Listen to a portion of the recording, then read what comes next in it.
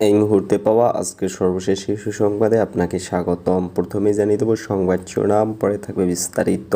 জানাবো ভেঙে পড়েছেন পলক, রিমান্ডেও কান্নাকাটি করছেন। থাকছে গোলযোগের সঙ্গে বিএনপির নেতাকর্মী জড়িত নয় বললেন মির্জা ফখরুল।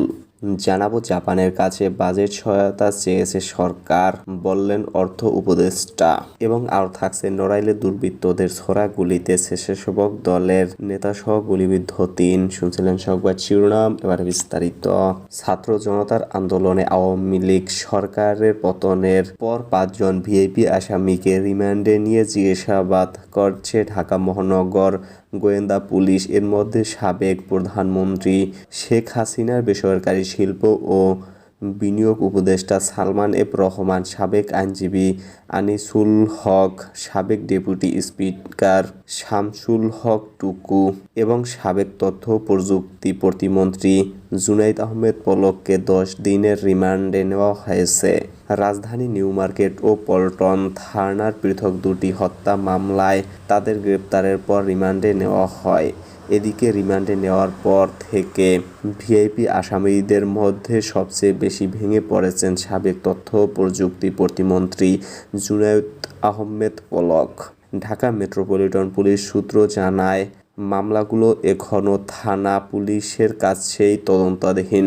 তবে ভিআইপি আসামি হিসেবে তাদের মিন্টু রোডের গোয়েন্দা কার্যালয়ে রাখা হয়েছে। সেখানেই তদন্ত কর্মকর্তা সহ ডিএমপির ঊর্ধ্বতন কর্মকর্তারা তাদের জিজ্ঞাসাবাদ করছেন। এদিকে তদন্ত সংশ্লিষ্ট একটি সূত্র জানায়, ভিআইপি আসামিদের মধ্যে সবচেয়ে বেশি ভেঙে পড়েছেন জুনাইদ আহমেদ পলক। গ্রেপ্তারের পর থেকেই বেশিরভাগ সময় কান্নাকাটি করছেন তিনি। এত দ্রুত সরকারের পতন হতে পারে তা তিনি কল্পনাও করতে পারেনি। যদিও একদিন আগে স্ত্রী সন্তানদের বিদেশে পাঠিয়ে দেওয়ার কথা তিনি স্বীকার করেছেন। চাইলে তিনিও দেশ ছেড়ে পালাতে পারতেন, তবে শেখ হাসিনার সঙ্গে বেইমানি করা হবে বলে তিনি যাননি। ছাত্র জনতার বিজয়কে নস্যাৎ করার জন্য কিছু ব্যক্তি ষড়যন্ত্র চক্রান্ত করছে বলে অভিযোগ করেন বিএনপির মহাসচিব মির্জা ফখরুল ইসলাম আলমগীর। এসব ব্যক্তি বিভিন্ন গোলযোগ সৃষ্টি করে বিএনপি নেতাকর্মীদের ওপর অন্যায়ভাবে তা চাপিয়ে দেওয়ার চেষ্টা করছেন বলেও অভিযোগ তার।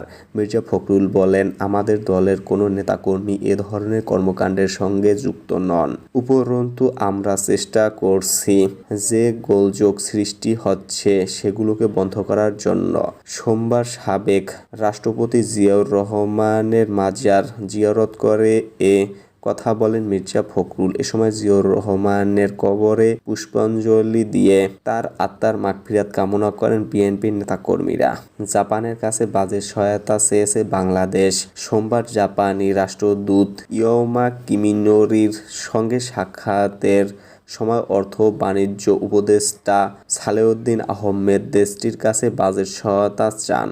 সচিবালয়ে জাপানের রাষ্ট্রদূতের সঙ্গে বৈঠকের পর অর্থ উপদেষ্টা বলেন, জাপান বাংলাদেশের উন্নয়নের বড় অংশীদার। তারা এতদিন মূলত প্রকল্প সহায়তা দিয়েছে, এবার তাদের কাছে বাজেট সহায়তা চাওয়া হয়েছে। জাপান এ বিষয়ে ইতিবাচক মনোভাব দেখিয়েছে বলে জানিয়েছেন তিনি। বৈঠকের পর সাংবাদিকদের সঙ্গে আলাপকালে এসব কথা বলেন অর্থ বাণিজ্য উপদেষ্টা সালেউদ্দিন আহমেদ।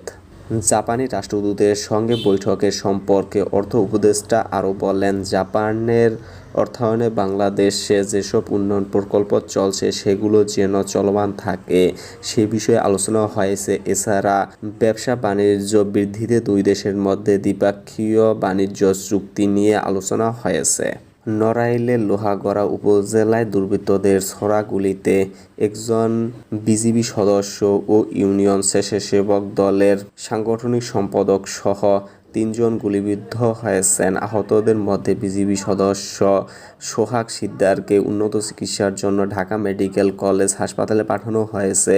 অন্য দুজনকে লোহাগড়া উপজেলা স্বাস্থ্য কমপ্লেক্সে ভর্তি করা হয়েছে। এ ঘটনাকে কেন্দ্র করে ওই এলাকায় চরম উত্তেজনা বিরাজ করছে। পুলিশ ঘটনাস্থল পরিদর্শন করলেও গুলির ঘটনার সঙ্গে জড়িত কাউকে আটক করতে পারেনি। রবিবার ১৮ আগস্ট সন্ধ্যা আনুমানিক ৭টার দিকে উপজেলার কামঠানা মোরচা এলাকার রেল ব্রিজের কাছে এ গুলির ঘটনা ঘটে। স্থানীয় সূত্রে জানা গেছে, রবিবার বিকেলে মহাসড়কে আলীমুন্সি মোড়ে স্থানীয় বিএনপির অফিস উদ্বোধন শেষে বিএনপি ও সহযোগী সংগঠনের নেতাকর্মীরা চা পান করার জন্য মোটরসাইকেল যোগে লোহাগড়ার কাউরিখোলার দিকে যাচ্ছিলেন। নেতাকর্মীরা মোসরার মধ্যবর্তী রেল ব্রিজের কাছে পৌঁছালে পূর্ব থেকে উৎপেতে থাকা একদল সন্ত্রাসী, একদল অস্ত্রধারী দুর্বৃত্ত তাদের লক্ষ্য করে লোপাধারী গুলি ছোড়েন। গুলি ছড়লে একজন বিজিবি সদস্য সহ স্বেচ্ছাসেবক ও ছাত্রদলের 3 জন নেতাকর্মী গুলিবিদ্ধ হন। আহতরা হলেন করফা গ্রামের মিজান শিকদারের ছেলে বিজিবি সদস্য সোহাগ শিকদার, সোহরাব শিকদারের ছেলে ও লোহাগড়া ইউনিয়ন স্বেচ্ছাসেবক দলের সদস্য সচিব মিথুন শিকদার ও ওবায়দুল রহমান শিকদারের ছেলে ও লোহাগড়া ইউনিয়ন ছাত্রদলের সাংগঠনিক সম্পাদক লিওন শিকদার। ঘটনার পর স্থানীয়রা আহতদের উদ্ধার করে দ্রুত লোহাগড়া উপজেলা স্বাস্থ্য কমপ্লেক্সে নিয়ে যান। এর মধ্যে গুরুতর আহত বিজিবি সদস্য সোহাগ শিকদারকে প্রাথমিক চিকিৎসা শেষে ঢাকা মেডিকেল কলেজ হাসপাতালে পাঠানো হয়েছে। অপর আহত 2 জনকে লোহাগড়া উপজেলা স্বাস্থ্য কমপ্লেক্সে ভর্তি করা হয়েছে।